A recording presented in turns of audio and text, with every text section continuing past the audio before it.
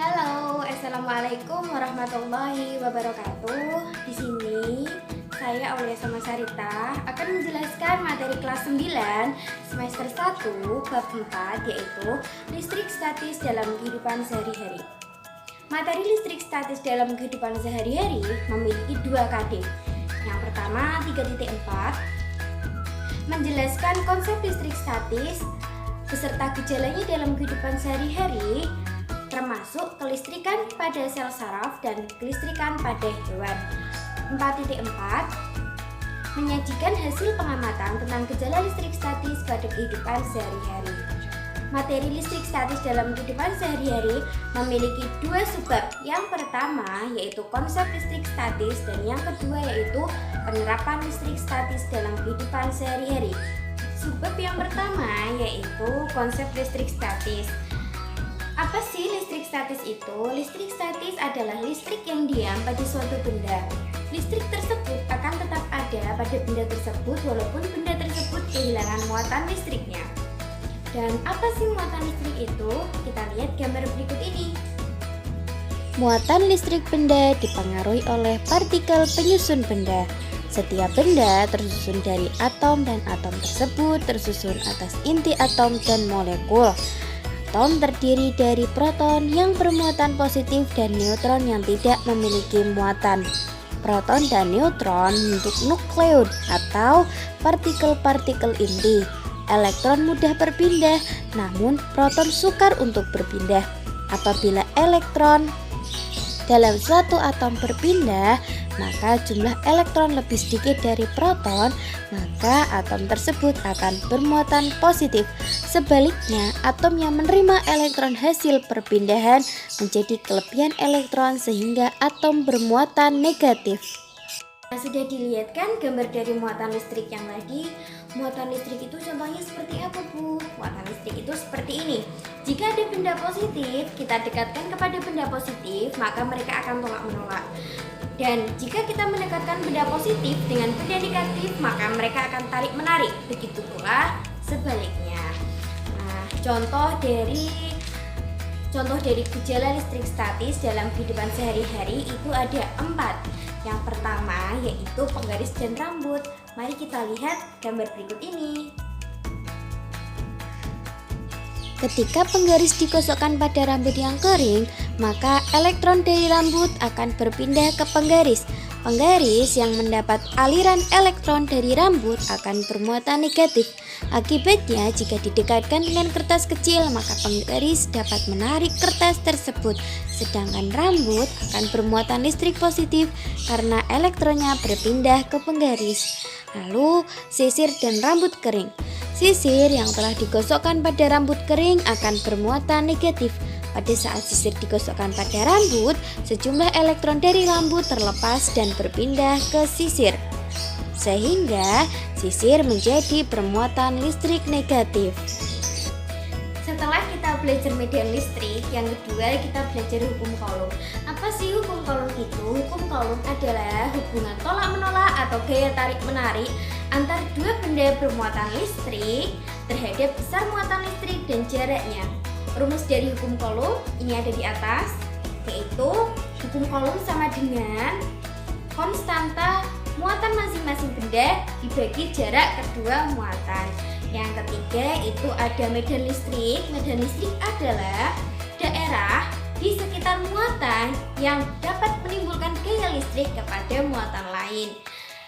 Dan rumusnya ada di sini, yaitu medan listrik sama dengan konstanta dikali besar muatan listrik dibagi oleh jarak kedua muatan.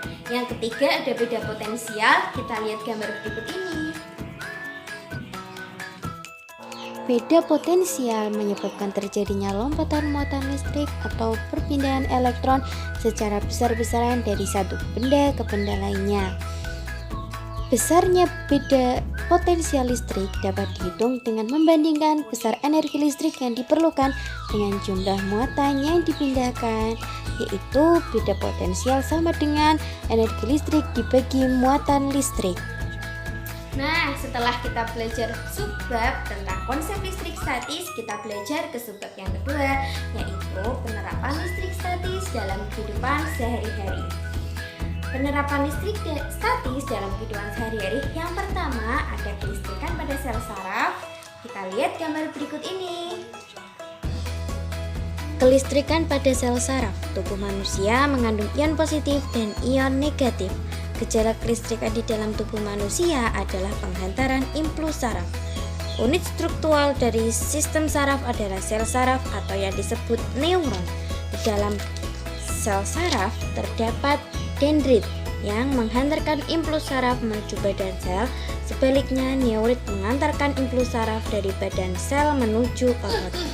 Muatan yang ada di luar dan di dalam sel saraf tidak dapat saling tarik-menarik dengan sendirinya karena ada pemisah berupa membran sel saraf. Tarik-menarik antar muatan akan terjadi jika ada rangsangan dari neurotransmitter. Dan yang kedua ada hewan-hewan penghasil listrik. Hewan yang pertama itu ada belut listrik. Kita lihat gambar berikut ini. Nah, belut listrik ini sering ditemukan di perairan Amerika Serikat. Bentuk tubuhnya sangat unik. Sebagian besar atau 7/8 bagian dari tubuhnya itu termasuk ekor atau berbentuk ekor. Nah, di ekor inilah ada baterai kecil berupa lempengan horizontal dan vertikal. Nah, di ekor ini itu terdapat listrik dan listrik itu digunakan untuk ekor tersebut ditempelkan kepada musuh atau mangsanya. Hewan yang kedua ada echidnas. Echidnas itu termasuk hewan dalam keluarga Ordomonotreme. Hewan berduri yang memiliki moncong yang panjang dan berfungsi sebagai mulut dan hidung. Moncong ini mengirim sinyal-sinyal listrik yang membantu mereka menemukan serangga untuk dimakan. Hewan yang ketiga itu ada catfish elektrik. Catfish elektrik ini biasa disebut oleh lele air tawar, asli perairan dari tropis Afrika. Nah, lele air tawar ini mampu menghasilkan 350 volt listrik atau setara dengan 350 volt itu bisa untuk menghidupkan komputer selama 45 menit. Wow, lumayan ya, keren sekali. Nah, organ listrik dalam lele air tawar ini atau catfish elektrik ini membentuk lapisan agar-agar di bawah kulit. Penggunaan listrik statis dalam teknologi yang pertama yaitu printer laser. Drum pada printer yang bermuatan positif dari aliran listrik berputar, laser bersinar melintasi permukaan yang tidak bermuatan. Laser tersebut akan menembakkan muatan negatif pada kertas. Setelah mengeset pola, printer melapisi drum dengan toner yang bermuatan positif yang berisi tinta hitam yang berbentuk bubuk. Dan penggunaan listrik statis dalam teknologi yang kedua itu ada penggumpalan asap, alat penggumpalan asap. Kita lihat alat berikut ini ya, kita lihat gambarnya. Alat penggumpal asap terdiri dari kawat dan plat logam. Kawat dibuat bermuatan negatif dan partikel abu ketika melewati kawat akan bermuatan negatif. Plat logam dibuat bermuatan positif sehingga akan menarik partikel abu yang bermuatan negatif. Gumpalan partikel abu itu kemudian jatuh ke dasar cerobong sehingga mudah dibersihkan. Sekian penjelasan dari saya mengenai listrik statis dalam kehidupan sehari-hari. Setelah ini, kalian akan disuguhkan dengan praktikum sederhana konsep listrik statis. Silahkan disaksikan. Sekian dari saya. Apabila saya ada salah kata, saya mohon maaf yang sebesar-besarnya. Billahi taufiq wal hidayah. Waridul inayah. Wassalamualaikum warahmatullahi wabarakatuh. Ada kertas yang dipotong kecil-kecil, buku, kemudian balon. Balon digesekkan kepada buku. Kurang lebih 1-2 menit.